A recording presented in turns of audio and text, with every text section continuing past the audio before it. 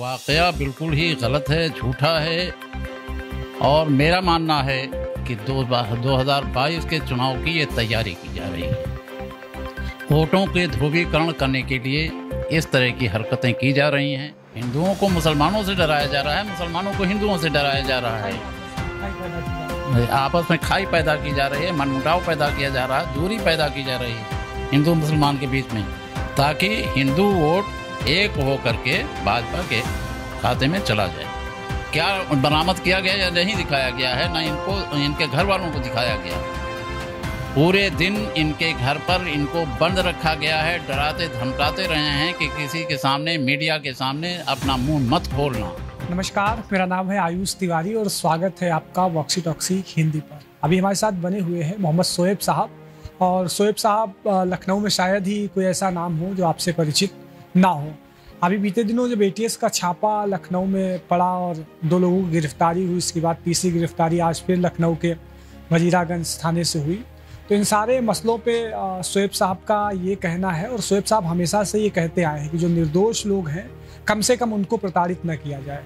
आप रिहाई मंच के संस्थापक हैं और समय समय पर उन सारे लोगों को खिलाफ और जो सरकार के प्रताड़ित किए गए हैं तो उनके हक में अपनी आवाज़ बुलंद करते हैं। और सर, कल उन दोनों परिवारीजनों से भी मिले हैं जिनके दोनों घर के सदस्य तथाकथित जिनको आतंकवादी बता के उठाया गया है, तो उनके परिवार वालों से उन्होंने मुलाकात भी की। तो बातचीत करेंगे और सर से जानेंगे कि क्या है पूरा मामला। और इस संदर्भ में सर, सबसे पहले तो बड़ा स्वागत और अभिनंदन। ये जानना चाह रहा हूँ कि प्रथम दृष्टया आपने उन दोनों परिवारों से मुलाकात की, तो आप जो मशीरुद्दीन का परिवार है, मैं गया वहाँ पर, मैंने ग्राउंड की हकीकत ली, जिसके सर पे छत ना हो, 2 कमरे बने हुए हैं टीन नुमा, जिसके बच्चे खुद सरकारी स्कूल में पढ़ते हों। कैसे देखते हैं आप, ये सिर्फ एक साजिशन है या फिर क्या है, क्या माजरा? देखिए, मशीरुद्दीन के घर पर जब पहुंचा हूं मैं, तो टूटी नाली, टूटा दरवाज़ा देख करके मैं हैरान था कि आखिर हूँ कहाँ पहुँचना गया हूँ।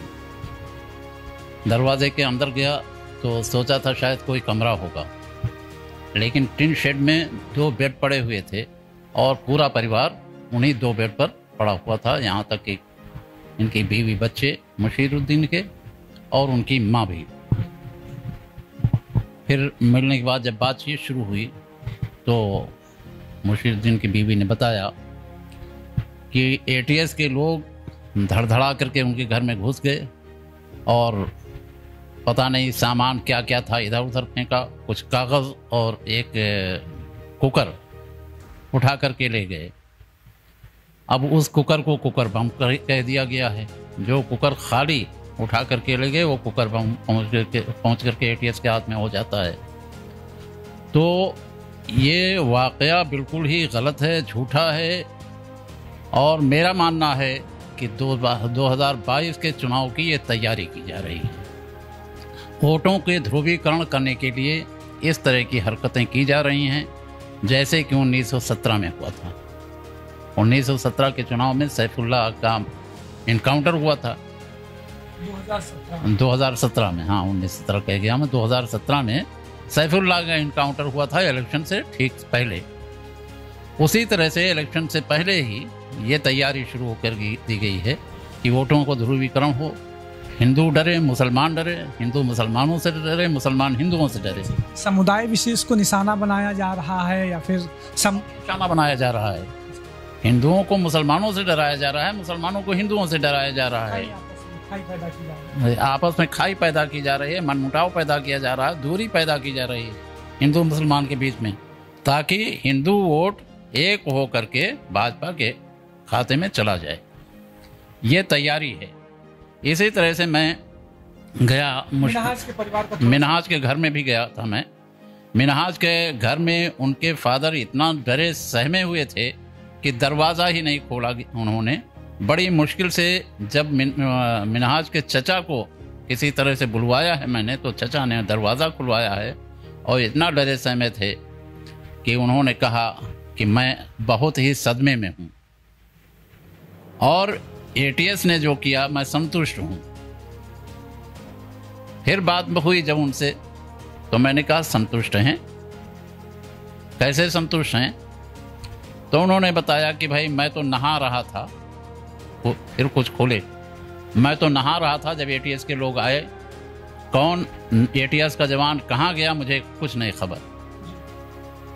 जब मैं नहा करके निकला हूँ तब देखा कि एटीएस के लोग वहाँ मौजूद थे। मुझे ऊपर ले गए और ऊपर ले जा करके दिखाया कि ये देखिए आपके घर से ये बोरी बरामद हुई है, ये सामान बरामद हुआ है, कुछ और भी सामान था। सामान नहीं दिखाया, बंद चीज़ों में वो सारी चीज़ें दिखाई कि ये चीज़ें बरामद हुई हैं। तो क्या बरामद हुआ ये उनको खुद नहीं पता है। जो एटीएस ने कहा वही वो जानते हैं, देखा नहीं कुछ है। एटीएस ने कहा आपके यहाँ से पिस्टल बरामद हुआ, छुरी बरामद हुई है, माचिस बरामद हुई है, और क्या क्या बरामद हुआ है, ये जिंदा बम बरामद हुआ है। ये एटीएस ने उनके फादर को बताया, मदर को बताया, उन्होंने कुछ नहीं देखा। और एक बात और हैरत की बात यह है कि प्रेस कॉन्फ्रेंस हुई, ADG law and order Praveen Kumar ने सब ब्रीफली किया, और अक्सर प्रेस कॉन्फ्रेंस में होता है जो बरामदगी की चीज़ें होती है, आप भी देखे होंगे, हम भी, वो जनता के लिए खुले तौर पे हो जाती है कि ये चीज़ मिली है। तो दिखाने के नाम पे सिर्फ ले जाते हुए पुलिस ने एक डब्बे में प्रेशर कुकर ही दिखाया। मैं भी अगर आपको और कुछ मालूम नहीं तो और कुछ भी नहीं, जो बंद चीज़ें थी वो बंद ही रखी गई हैं। क्या बरामद किया गया या नहीं दिखाया गया है, ना इनको इनके घर वालों को दिखाया गया। पूरे दिन इनके घर पर इनको बंद रखा गया है, डराते धमकाते रहे हैं कि किसी के सामने, मीडिया के सामने अपना मुंह मत खोलना। ये इनके घर की बात बता रहा हूँ, मिनहाज के घर की बात। मिनहाज के फादर को, मदर को इतना डराया गया। मिनहाज के वाइफ इनके साथ नहीं रहती हैं, उनमें मनमुटाव है, वो अलग रहती हैं, उस घर में रहती ही नहीं हैं, और ना इन लोगों से कोई ताल्लुक उनसे रहता है, ना वो आती हैं इस घर में,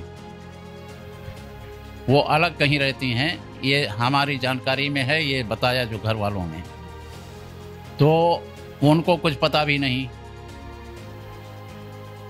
तो इसलिए मैं कह रहा हूं कि इनके माँ बाप को एटीएस वालों ने इतना डराया कि वो डरे सहमे जो एटीएस कहलवाना चाहती रही है करते रहे हैं। एक बात और है, क्या मतलब वास्तविकता इन सब चीज़ों में, आप एक लॉयर की नज़र से, चूंकि आप दोनों परिवारों से मिले, बातचीत की, क्या मतलब निखर के क्या आ रहा आपको व्यक्तिगत? दोनों परिवारों ने कहते वकील और डॉक्टर से इंसान को कुछ छुपाना नहीं चाहिए। देखिए, मुझसे कुछ भी नहीं छुपाया गया है।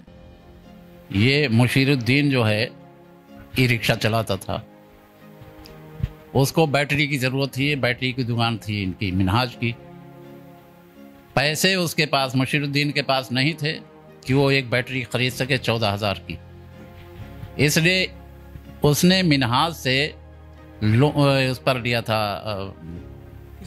किस्तों पर लिया था। तो यही दोनों की जान पहचान थी, इससे ज़्यादा दोनों की जान पहचान कोई नहीं थी।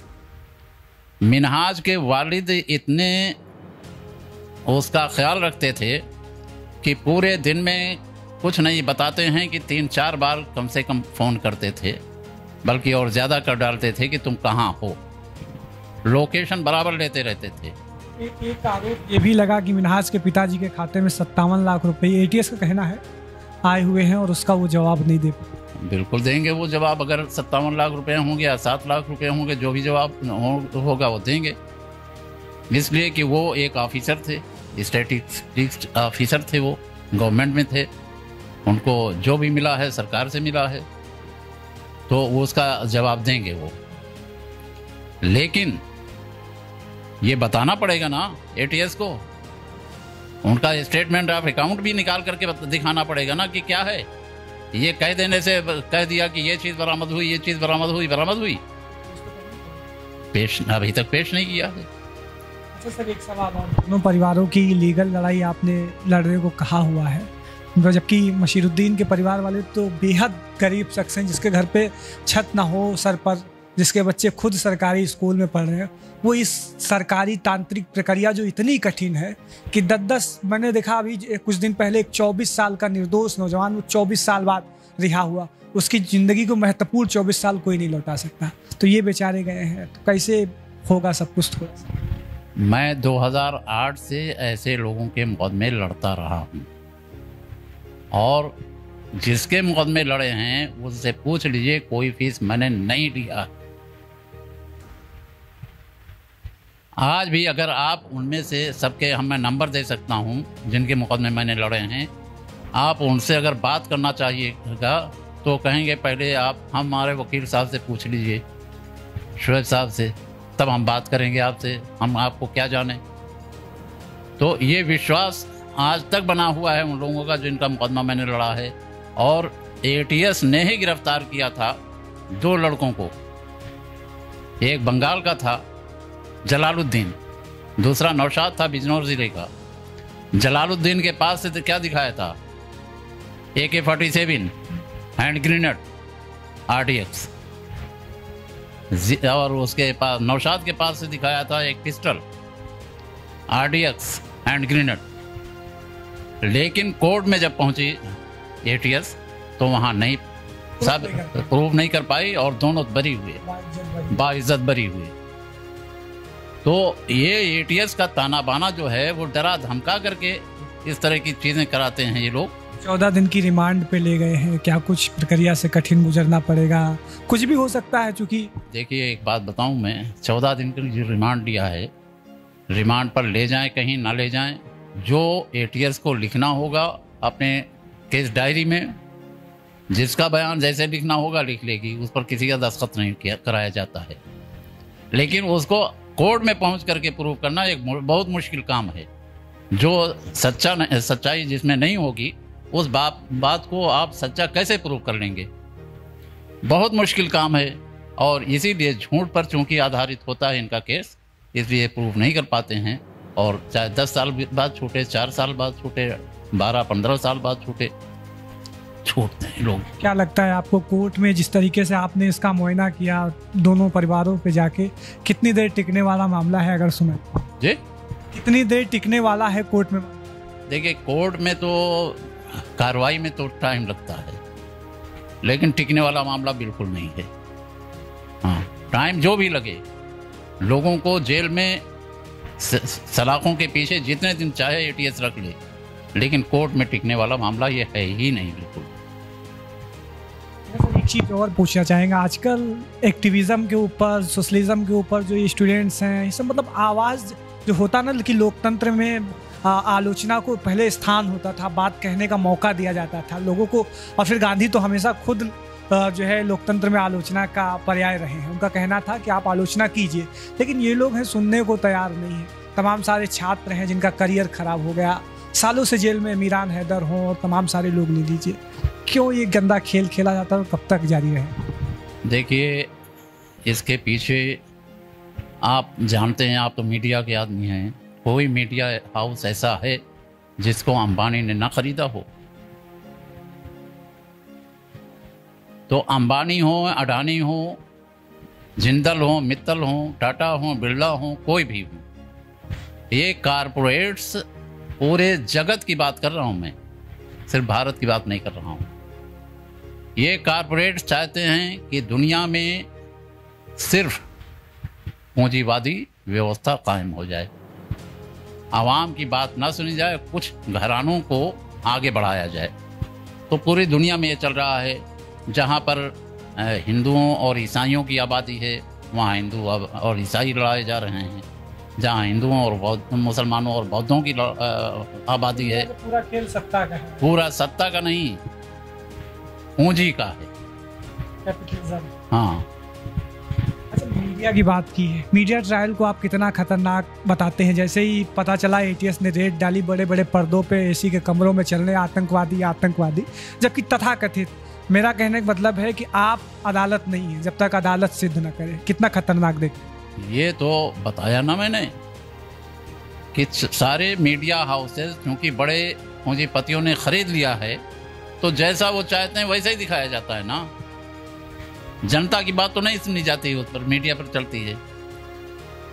आम आदमी का, गरीब की बात नहीं चलती है, महंगाई की बात कोई नहीं करता है, किसानों के खिलाफ जो कानून बनाए गए हैं उस पर कोई नहीं बोलता है। और वो कानून किसानों ही के खिलाफ नहीं हैं, आम आदमी के खिलाफ हैं। जिस वक्त किसानों के खेतों से ला करके और ये इनके गोदामों में भर दिया जाएगा, तो फिर क्या होगा? गोदाम से निकलेगा नहीं, महंगाई बढ़ेगी, तो आम आदमी उससे जो है प्रभावित होगा, समझे? तो इस पर नहीं बात करेंगे मीडिया के लोग, बड़े मीडिया हाउसेस, इसलिए कि बड़े मीडिया हाउसेस उन गोदाम वालों के हैं ना।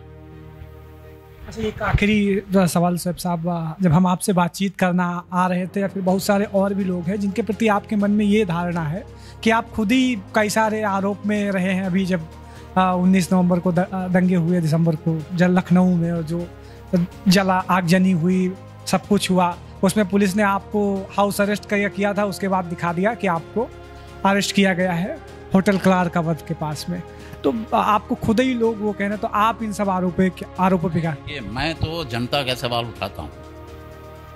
एनआरसी या सीएए ये जनता से संबंधित हैं। एनआरसी पहले लागू कहाँ किया गया है? आसाम में।